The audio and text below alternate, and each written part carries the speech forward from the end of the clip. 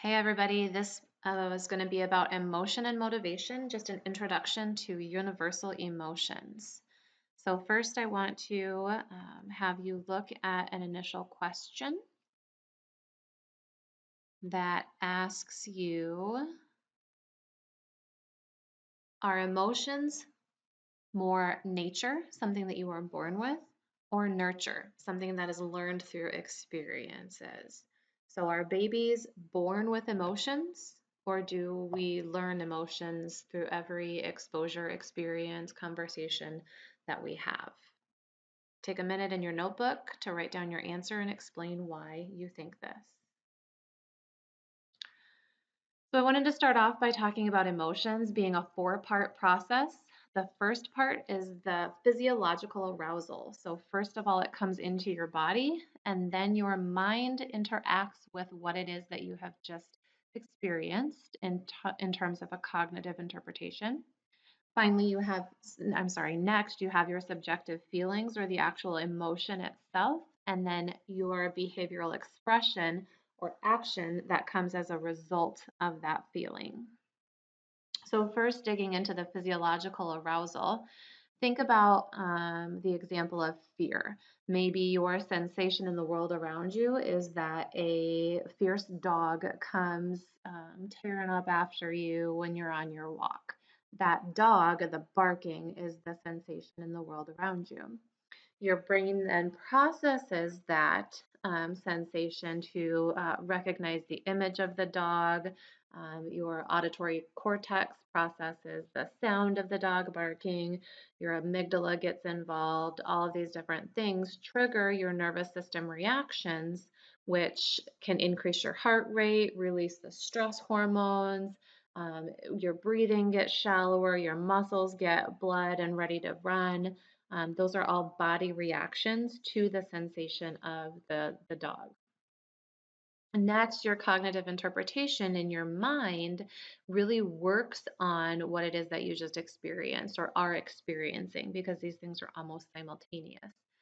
So this happens both consciously and unconsciously. You interpret that situation. So if it's a dog that you don't know, your brain is going to think, oh man, I don't know that dog. I see its teeth. It looks scary. That sound looks vicious. It's not on a leash. All these things are going through your mind at the same time. So your brain uses the current information and your past experiences, like maybe you've had a bad experience with a mean dog before, and now all of those memories are coming back. So you determine the context in the situation around you and then kind of summarize it to come to the conclusion like this is a threat. Next, you have your subjective feelings or your emotions. And this is again what most people think of as feelings.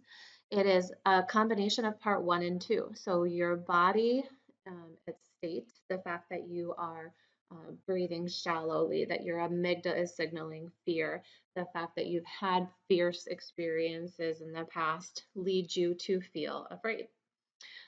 These feelings are complex, they change quickly. So just because you're afraid right now, it could change from fear to terror, or it could pass from fear into just anxiety. So it shifts and changes very quickly, and we'll talk more later about how you can use language to more appropriately identify your emotions.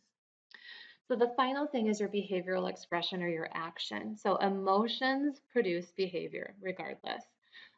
Whether that behavior is actually like a fight, flight, or freeze response, the tend to befriend response, or if it can just simply be a facial expression or a vocalization, such as like a scream, a cry from help, a grunt, something like that. Maybe your eyes get bigger, your mouth is frozen into like this shape of fear and just complete terror. And your body language, maybe you shrink away from the dog, maybe you take a step back, maybe you put your hands out in front of you in a gesture of like trying to keep yourself safe. And those are all behavioral expressions. When people think of action, they think of almost more of like a reaction of like fighting against the dog, but sometimes that is the next step afterwards. The initial behavior is that expression of the feeling itself. So emotions have evolved and changed over time. Um, the definition is basically that you're in an arousal state. So you're aware of your body and your situation, and it's going to help an organism cope with important reoccurring situations. So if that dog attacks you in the future, you're going to know to be afraid because that fear is going to keep you away from the dog and it's going to keep you safe. Natural selection is the theory that these emotions have been fine-tuned over centuries in order to keep us safe and thus reproducing the human race. So therefore, emotions are both nature and nurture. We know that it's natural because of natural selection, the individual genetic differences that occur from random genetic variations, such as the occurrence of depression across a population.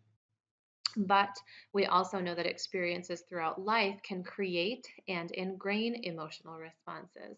So, someone who has anger management issues might have been raised in a very traumatic, unstable, angry environment. Even if it was with an adoptive parent, if it wasn't genetic, they could learn that kind of behavior through their experiences.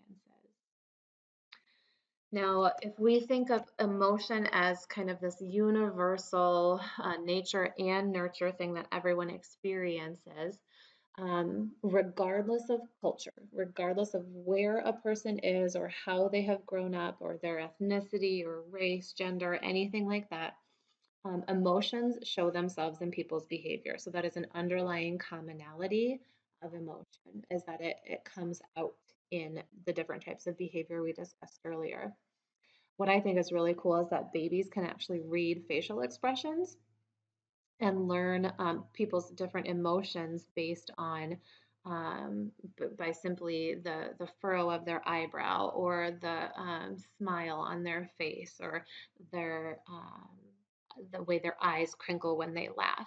So that is something that can't necessarily have been learned be just simply because they haven't spent enough time on earth yet. A mere baby having been born, once they can really see and get to know people, can read their facial expressions, which is so cool. But then also, emotional similarities exist between humans and other species. So you have this ingrained commonality that exists in order to survive. And so, regardless of culture and even regardless of species, we have this commonality.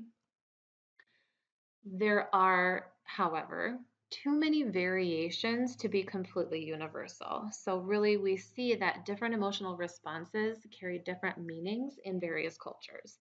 When you move from one part of the world to the different part of the world, they have the same emotions. Everyone experiences fear or happiness or surprise, but they express them in different ways.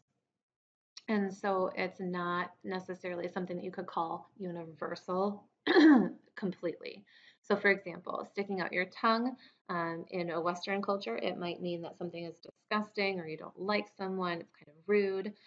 Whereas in an Eastern culture, it might be a sign of surprise that they just caught off guard.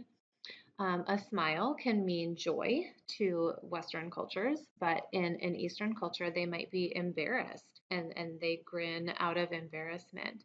And so the fact that you have those two differences or are just some examples of how emotions are not exactly the same universally, but they do have some similarities. So then I wanted to leave you with this final question. How are emotions helpful to our survival? So we talked about nature and nurture. We talked a little bit about natural selection. Just think back into what you've learned so far about culture and those things and craft a response in your notebook. How are emotions helpful to our survival? And be ready to discuss this when we get back to class.